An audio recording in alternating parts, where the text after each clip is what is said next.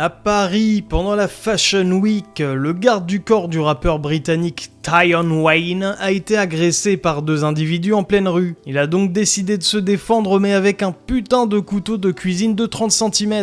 La scène filmée par des passants montre un affrontement rapide et violent, alors on est loin des podiums et plus proche d'un règlement de compte. De plus, même s'il semble se défendre, on peut quand même s'inquiéter de voir une telle scène se passer devant le musée d'art moderne, avec une foule tout autour en pleine journée.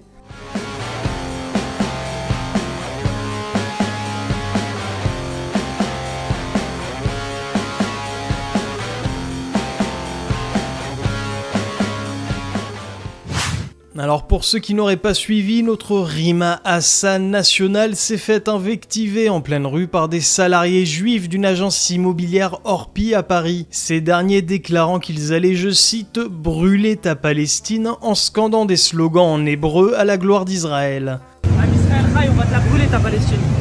Am Israël Chai. Am Israël Chai. Am Israël Chai. Super. Am Israël Chai. Super. Super. Super. Mais vous n'êtes pas en Israël ici. 500 bateaux, Vous êtes pas en Israël. Députée européenne de quoi? T'as payé quoi toi? Alors du coup, suite à cela, Rima Hassan a posté la vidéo sur Twitter. Évidemment, les réseaux se sont complètement enflammés et il n'a pas fallu longtemps avant que des représailles apparaissent. En effet, un individu, donc sans doute un ingénieur en aérodynamisme chez Dassault, a décidé de cramer tout simplement l'agence en y foutant le feu tout en filmant la scène.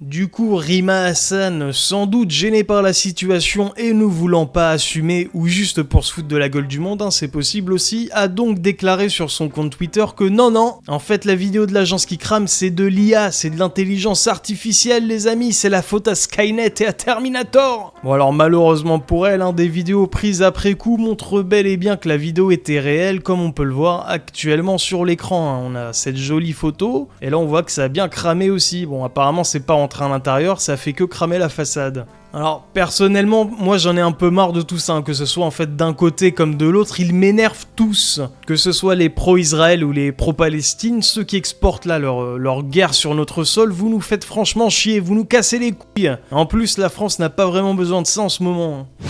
Alors sur YouTube, il y a une mode qui marche depuis quelques années déjà, je pense que certains d'entre vous ont peut-être déjà dû en voir passer. Ce sont les Globetrotters qui filment leur pérégrination dans les différents pays qu'ils visitent afin de montrer un peu aux internautes l'ambiance locale de chaque pays du monde. Alors là pour le coup, ils vont être servis. Le youtubeur en question c'est Dutch Travel Maniac, donc un Globetrotter qui va visiter le quartier de la Goutte d'Or à Paris dans le 18e. Alors déjà mon ami, très mauvais choix d'emplacement, très mauvais choix. Du coup alors qu'il filmait son reportage, deux passants, entre guillemets, sont intervenus en lui lançant « Tu ne dois pas nous filmer, on passe beaucoup de choses ici, ça c'est pas bon, cordialement ». Alors je l'ai fait sans accent pour ne pas être strike par YouTube, mais vous avez sans doute compris à quel genre d'individu nous avons affaire ici. Du coup, déception pour ce youtubeur venu documenter la réalité parisienne et qui se retrouve face à une forte résistance. On mesure donc ici l'écart brutal entre l'image que l'on se fait de Paris et ce que vivent vraiment ceux qui y habitent.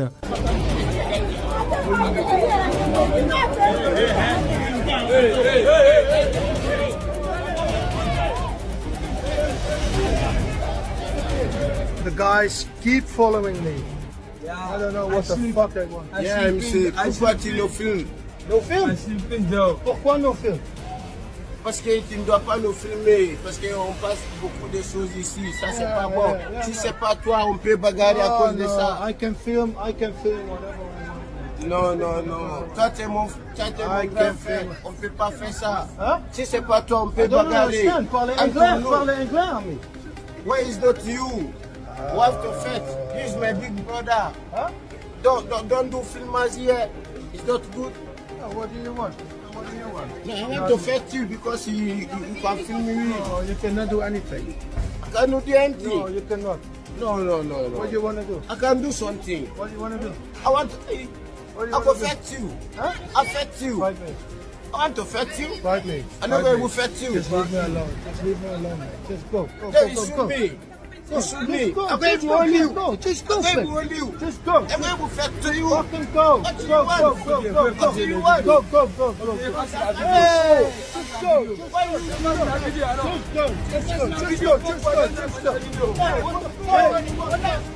Hello. Fuck me. Just go. Fuck me. Just go. And you. Just go. Fuck you too. Just go. Fuck you too. This is my brother.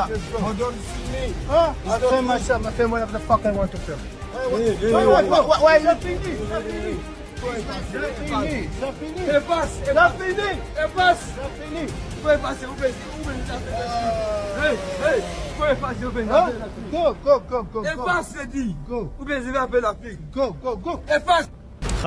Catastrophique, les mecs qui sont à moitié pétés, on n'arrive pas à comprendre s'ils parlent français ou anglais, ils parlent aucune des deux langues en vérité. Imaginez si c'était une fille qui était en train de filmer, enfin je sais pas, comme la streameuse coréenne là, qui se fait agresser par deux mecs comme ça, à moitié défoncés, qui parlent pas français. Et ça c'est en plein Paris, hein, c'est dans les rues de Paris. Bon, ça reste la Goutte d'Or qui est un quartier complètement pourri, mais ça reste Paris quand même quoi. Alors dans le même style, hein, mais cette fois-ci en Italie, le youtubeur Kurt Kaz a plus de 3 millions d'abonnés, n'hésite pas à pointer du doigt le problème des migrants, ainsi que des ONG et des associations gauchistes qui protègent ces tarés en liberté dans les rues de nos pays. Do it now. Get your hand out my face. Get your hand out my face. You're gonna see. You're gonna see. Look at them. I'm a bastard, huh? Bastard. Yeah? Because you don't know Get out my face. Get out my face. Look at them. Look at them. Look. Get out of here, man. Look. Look. Yeah, you're gonna do something? Yeah? Come try. Come try. Yeah, get out. Yeah, okay. Yeah, okay. You see how they hate us, guys? You see how they hate us? The real racist is them. And they come to our countries and they demand and they're protected by the law and nobody does anything. Social operation. This is an NGO helping them out. This is what it is, guys. They get helped out by these organizations like this that support these people. This is work. What work? You cannot show my face. I can show whoever, my friend. Face. No, I got privacy, I got copyright. Okay, you cannot show me. If this goes on internet, then I will show you. Come try, mate. Traître à ton pays, espèce de petit traître, incroyable. Et il a le toupet en plus, vous savez, de changer de sujet. Non, mais c'est la vie privée, vous avez pas le droit de filmer mon visage, je suis copyright. Come try, mate. Because of you, these people are here. You're a leftist socialist. You destroy your own country. Cooperativa sociale. Yeah, huh? Good. Leftist, izquierdista.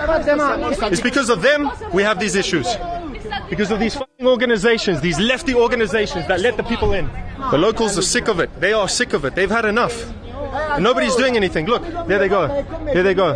Hostile immigrants. Et vous voyez ce genre de mecs qui traînent là comme ça dans la rue, c'est ces mecs là ensuite ils vont choper des petites gamines à Paris dans les parcs et tout, hein, et t'as les associations à côté, les ONG là avec les petits étudiants de 20-25 ans qui viennent les défendre coûte que coûte, leur apporter de la bouffe, des machins, des bidules, du financement, des aides juridiques, ce qu'il faut dire à quel moment, comment réagir si tu te fais prendre en garde à vue, etc. C'est infernal.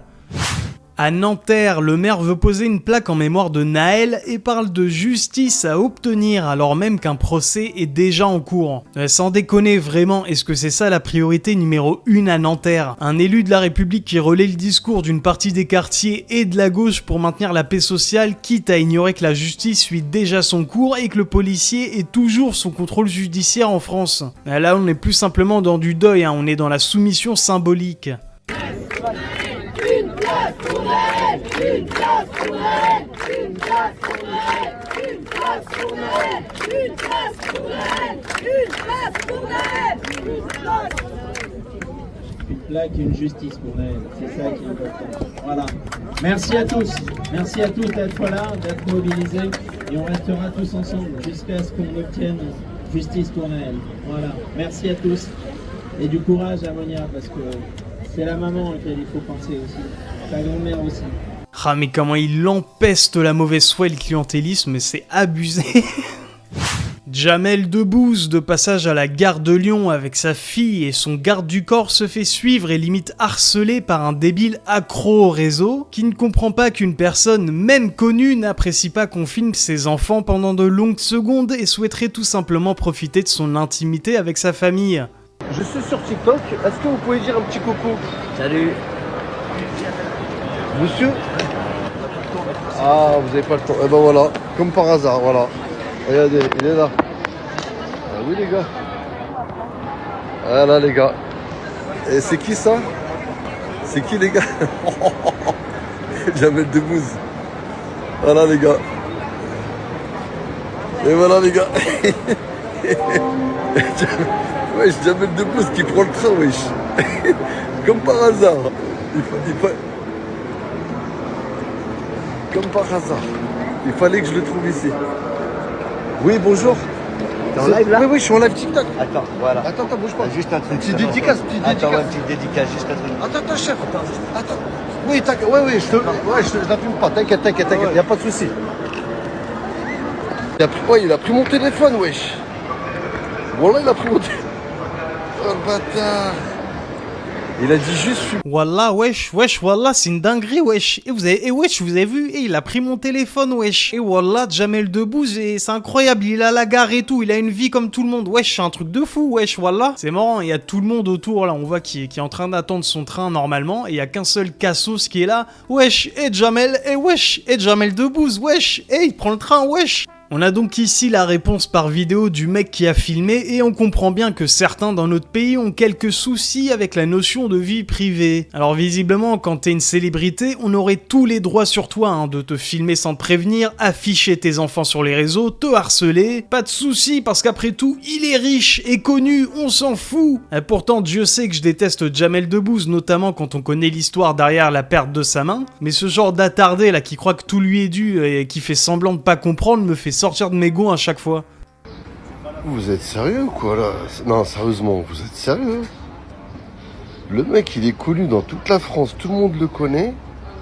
Il se balade dans Paris, Gare de Lyon. Hein? Vous me dites à moi, ouais, sa vie intime. Mais, oh, allô? Le mec, il est connu. À partir du moment que tu as décidé d'être connu à la télé, frérot, tu traînes pas avec ta fille à Paris, Gare de Lyon. C'est clair et net. Mais t'es qui pour... Putain, mais c'est la police des mœurs, quoi. Tu décides à la place des gars s'ils ont le droit de sortir dans la rue ou pas. Moi, si je suis connu, si je veux préserver ma famille, je vais pas traîner avec ma femme, ma fille et mon garde du corps à Paris, Gare de Lyon. Donc il faut assumer, les gars. Eh, vous avez décidé d'être connu. Jules, il vient à Paris, Gare de Lyon. Avec sa fille ou son frère, avec sa grand-mère même. Genre, il n'y a personne qui va le prendre en vidéo. Non, vous êtes sérieux quoi? Eh, les siots, vous êtes sérieux quoi? Mais vous voyez un peu, là, ça me débecte en fait, les gens ont pas de recul sur eux, ça pue la mauvaise foi, mais à 300 km, le gars, on parle pas juste de filmer, de dire « Ah, salut Jamel, ça va » et tout. En plus, il lui a répondu au début. Le problème, c'est que ce cassos, il le suit en mode gros pervers qui est en train de filmer sa fille en plus. En plus, il l'affiche derrière encore une fois. Je sais pas, il a un problème avec le fait d'afficher les filles, les jeunes filles, visiblement. Mais le mec continue de le suivre. Comme ça pendant 1 minute, alors qu'il voit bien que le gars veut s'en aller prendre son train. Et ensuite, quand il se rend compte que les mecs qui commentent sous sa vidéo, se retournent contre lui parce que c'est quand même très chelou de filmer une fille et son papa, célébrité ou pas, dans une gare. Il est en train de dire mais c'est célébrité, wesh. J'ai le droit et c'est normal. Et il doit pas sortir, hein. Et il a pas le droit de sortir, wesh. Quoi? Non, parce que je sais que c'est les siots qui sont dans les commentaires, là. Tu sais, les siots qui défendent, là. Hein? Parce que, tu sais, quand il s'agit de la Palestine, il n'y a personne. Voilà, donc en gros, les siots, c'est les sionistes. Donc le gars est en mode psychose total et croit que les gars qu'il critique dans les commentaires, en gros, sont tous des agents d'Israël, des sionistes. D'ailleurs, moi, je vais prendre mon chèque tout à l'heure à Tzahal, hein. Moi, j'y vais... Je vais prendre mon chèque d'Israël, je suis un agent israélien, tout à fait. Plutôt que juste se remettre en question et de dire j'ai peut-être fait un geste très malsain, très chelou, aller filmer un papa avec sa fille pendant toute 1 minute en les suivant comme un taré en fait. Non, c'est la photo sioniste, wallah, c'est les sionistes. C'est qui parle là. Ah ouais. Non, je sais que vous travaillez ensemble. Ah ouais, t'inquiète pas, on connaît. On connaît tous les commentaires là, négatifs, c'est les siots. Ouais. Ah, je vous le dis, ouais.